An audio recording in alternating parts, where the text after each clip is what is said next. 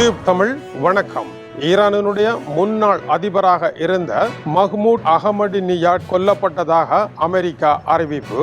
இவர் ஈரானினுடைய முன்னாள் அதிபராக 10 வருடங்களுக்கு மேல் இருந்தவர். இதன் பின்னர் மறுபடியும் ஈரானினுடைய அதிபர் பதவிக்கு போட்டியிட இருப்பதாக சமீபத்தில் அறிவித்த பொழுது ஈரானினுடைய அதி உயர் மத தலைவரினால் இவருடைய விண்ணப்பம் நிராகரிக்கப்பட்டதும் இவர் தொடர்ந்து அரசியலில் ஈடுபட விருப்பம் தெரிவித்திருந்த நிலையில் ஈரானில் கொல்லப்பட்ட 48 முக்கிய தலைவர்களில் இவரும் ஒருவர் என்று அறிவிக்கப்பட்டிருக்கின்றது. இவருடைய மரணத்தை இவருடைய குடும்பத்தினர் நிராகரித்தாலும் கூட ஈரானிய ஊடகங்கள் இவர் மீதும் தாக்குதல் நடத்தி இவர் கொல்லப்பட்டிருப்பதாக அறிவிக்கப்பட்டிருக்கின்றது. ஈரானினுடைய இன்றைய ஆட்சியாளர்களினுடைய பணியில் எதிலுமே இல்லாத ஒருவராக இருக்கின்ற இவரை எதற்காக குறிவைத்தார்கள் என்றால் இவர் மீது இஸ்ரேலுக்கு பழைய பழி ஒன்று இருக்கின்றது. அதிகார கட்டிலுக்கு வந்ததும் அணுகுண்டை உருவாக்க வேண்டும் என்பதில் பிடிவாதமாக இருந்தவரும், இரண்டாவதாக இஸ்ரேல் என்ற நாடு உலக படத்தில் இருக்காமல் துடைத்தறிவதற்கான வேலைகளை செய்வேன் என்றும் தன்னுடைய பதவி காலத்தில் துணிகரமாக பிரகடனம் செய்த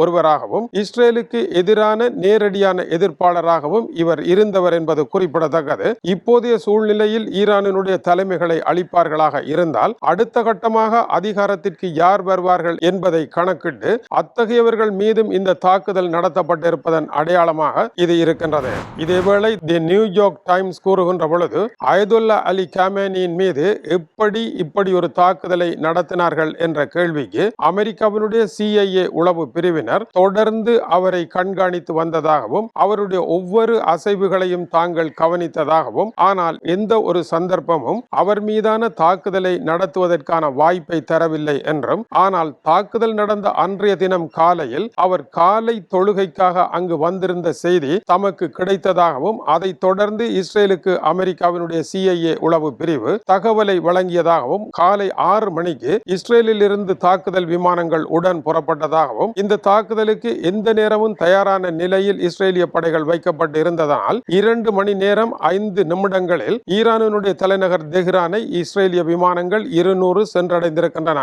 இதை தொடர்ந்து முதலாவது குண்டுவீச்சு தாக்குதலில் ஈரானினுடைய அதி உயர் மத தலைவர் கொல்லப்பட்டதாகவும் தி நியூயார்க் டைம்ஸ் எழுதுகின்றது. இரவு நேரம் தாக்குதலை நடத்தினால் அது வளமையாகிவிடும் என்று பகல் நேரத்தில் நடத்துவதே சரி என்று அதிகாலை நேரம் இந்த தாக்குதல் நடத்தப்பட்டதாகவும் அந்த பத்திரிகை எழுதியிருக்கின்றது.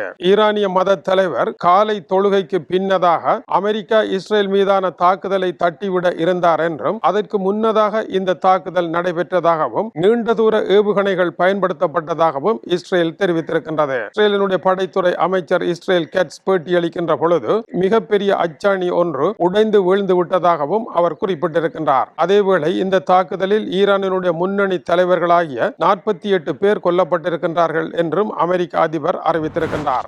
அயதுல்லா அலி காமேனி அதி உயர் மத தலைவர், படைத்துறை அமைச்சர் அமீர் நசரிசடா, படை தலைவர் Abdul Rahman Mousavi, Iran revolution card தலைவர் முகமது பாக்பூர், அயதுல்லா அலி காமேனியினுடைய ஆலோசகர் அலி ஜம்ஹானி, முன்னாள் ஈரானிய அதிபர் அகமது நஜீத் ஆகியோர் உட்பட பல முன்னணி தலைவர்கள் கொல்லப்பட்டதாக அமெரிக்க அதிபர் அறிவித்திருக்கின்றார். அத்தோடு ஈரானினுடைய அதிவேக படகுகள் 9 மூழ்கடிக்கப்பட்டதாகவும் அவர் தெரிவிக்கின்றார். ஆனால் நியூயார்க் டைம்ஸிற்கும் அமெரிக்க அதிபர் டொனால்ட் ட்ரம்பினுடைய தகவலுக்கும் இடையே ஒரு சின்ன முரண் காணப்படுகின்றது. அயதுல்லா அலி காமேனியை தாக்குவதற்கு எந்த நேரம் கிடைக்கும் என்று தயாராக இருந்தது என்று நியூயார்க் டைம்ஸ் கூறுவதாக இருந்தால் அமெரிக்கா ஈரானுடன் நடத்திய பேச்சுவார்த்தை என்பது போலியானது என்பதை அது விளக்குவதாக அமைகின்றது. ஏனெனில் பேச்சுவார்த்தை மூலம் தீர்வு நடந்தாலும் அவர் மீதான தாக்குதலை நடத்த அவர்கள் தயாராக இருந்திருக்கின்றார்கள் என்பது ஒரு கருத்து. இரண்டாவது, அவர் சர்ச்சையிலாக சிக்கப்பட்டதனால் இந்த தாக்குதல் வெற்றி என்று எழுதிய பொழுது அமெரிக்க அதிபர் 48 பேர் இதில் கொல்லப்பட்டதாக அறிவித்திருப்பதானது இந்த 48 கடிகாரங்களும் ஒரே நேரத்தில் நின்று ஒரே தருணத்தில் அடித்த ஒரு தருணம் இல்லை என்பதனால் அயதுல்லா அலி காமேனி காலை வழிபாட்டில் ஈடுபட்டிருக்கின்ற பொழுது இந்த 48 பேரும் ஒரே நேரத்தில் அகப்படுவதற்கான வாய்ப்புகள் குறைவு. எனவே இந்த 2 தகவல்களுக்கும் இடையே சொல்லப்படாத இன்னொரு உண்மை இருக்கின்றதா என்ற எண்ணத்தையும் இந்த 2 செய்திகள் மீதான ஒப்பீடுகை ஏற்படுத்துகின்றது. மேலும் தி அட்லாண்டிக்கு பேட்டியளித்த அமெரிக்க அதிபர் டொனால்ட் ட்ரம்ப் இப்பொழுது அதிகார கட்டிலுக்கு வருகின்ற புதிய தலைமை, அதாவது தலைமை நீதியரசராக இருக்கின்ற அலி ரஸா அரபி தன்னுடன் தொடர்பு கொண்டதாகவும் புதிய அணி மறுபடியும் பேச்சுக்களை நடத்த தயாராக இருப்பதாகவும் தெரிவிக்கின்றார். ஆனால் தாக்குதல் தொடர்ந்த வண்ணம் இருக்கின்றது.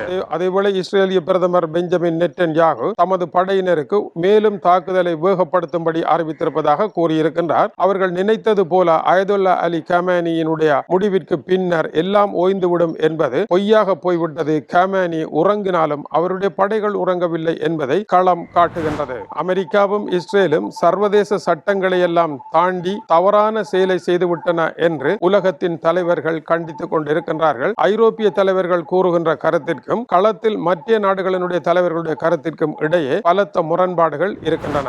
அமெரிக்காவினுடைய விமானம் தாங்கி கப்பல் மீது ஈரானுடைய ரெவல்யூஷன் கார்ட் நடத்திய தாக்குதலை அமெரிக்கா அப்படி நடக்கவில்லை என்று மறுத்திருக்கின்றது. 3 படைகள் மரணித்திருப்பதை மட்டும் உறுதி செய்திருக்கின்றது. பாகிஸ்தானினுடைய பிரதமர் அமெரிக்காவினுடைய நட்பை நிராகரித்து அயதுல்லா அலி காமேனியுடைய மரணத்திற்கு தன்னுடைய அஞ்சலிகளை செலுத்தி இருக்கின்றார். பாகிஸ்தானில் கடும் ஆர்ப்பாட்டங்கள் நடக்கின்றன. அமெரிக்க தூதராலயத்திற்கு எதிராக ஆர்ப்பாட்டங்கள் நடக்கின்றன. பாகிஸ்தானில் நடைபெற்ற ஆர்ப்பாட்டங்களில் இதுவரை 17 பேர் மரணமடைந்திருக்கின்றார்கள். அமெரிக்காவினுடைய B-2 செலட் பொம்மர் தொடர்ந்து குண்டுகளை வீசியபடி இருக்கின்றது. ஒவ்வொரு குண்டும் 2000 ராத்தல் எடையுள்ள குண்டாக இப்பொழுது வீசிக்கொண்டிருக்கின்றார்கள். ஆனால் அமெரிக்க அதிபரிடம் இந்த போரை எப்பொழுது முடிக்கப் போகின்றீர்கள் என்ற கேள்விக்கு, நாம் நினைப்பது போல ஈரான் சிறிய நாடல்ல, மிகப்பெரிய நாடாக இருக்கின்றது. தங்களுடைய முதலாவது திட்டம் 4 வாரங்கள் என்று கூறிய அவர் மேலும் வாரங்கள் தொடரும் என்றும் உடனடியாக முடிக்க முடியும் என்று தான் நம்பவில்லை என்றும் சில வேளை முடியலாம் என்றும் கூறியிருக்கின்றார். இதேவேளை ஈரான் பற்றிய மதிப்பீட்டில் டேவிட் வெஸ்டன்ஹோப் ஈரானிய நிபுணர் கூறுகின்ற பொழுது